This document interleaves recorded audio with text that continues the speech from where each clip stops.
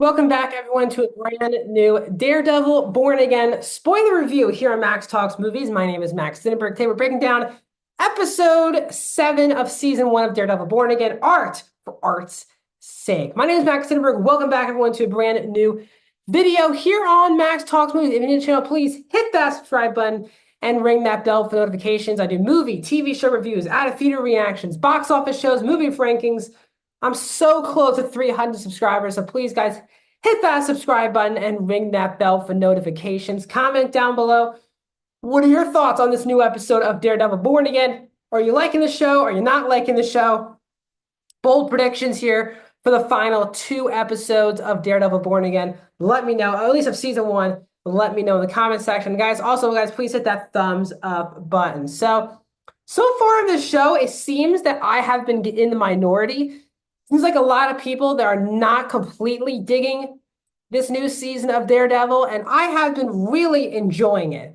And I know that some people who've been waiting for a Daredevil show just want to see Matt be Daredevil. I actually like the path they're taking with Matt and with Kingpin on the show, so I've been very positive on Daredevil Born Again.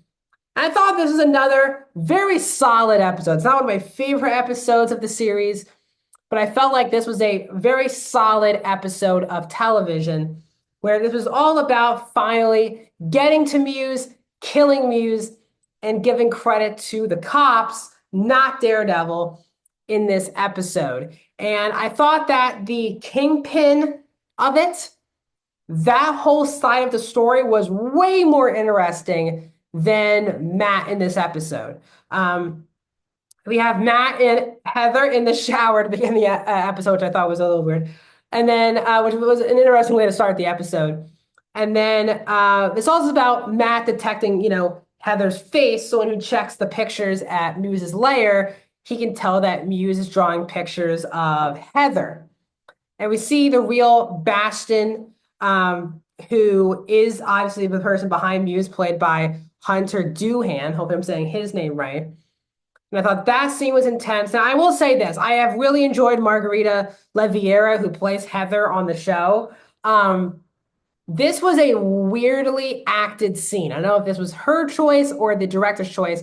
At first, when the intensity of the therapist scene was happening and she was playing it very calm, I thought that was still fine because she's the therapist. She sees crazy stuff on a daily basis. When it got to like she was in handcuffs and her blood was being drawn, her face and everything, it just felt way too calm, and it took the intensity away from me from the episode. I don't know why. I could be in the minority. I like her 99% of the time on the show. It was just a weird acting choice where I thought it was cool when she was acting calm as a therapist. When things were getting out of hand, that felt real to me. Once it got a bit too out of hand, it got super serious where her life was on the line, and she was still, like, for me, way too calm for the situation, what it was. It kind of pulled me out of the show, I will say, for that kind of bit.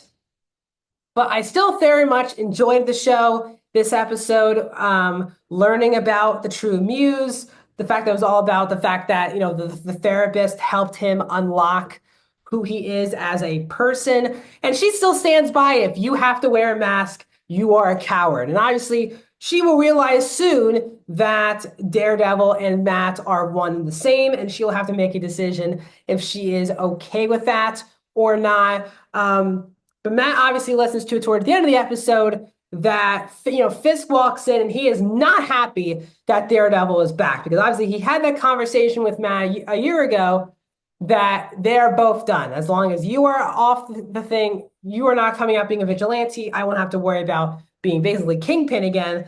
Obviously, and they're both being born again as Daredevil and Kingpin. So when he realizes that Daredevil is alive, not just alive, but back in action, he is not happy about that. And when he realizes that it was Daredevil who saved the girl, that's not a good PR spin for the city, as he is against all vigilantes, which is where basically we get to the point where he walks in on the death that we saw when she shoots Muse.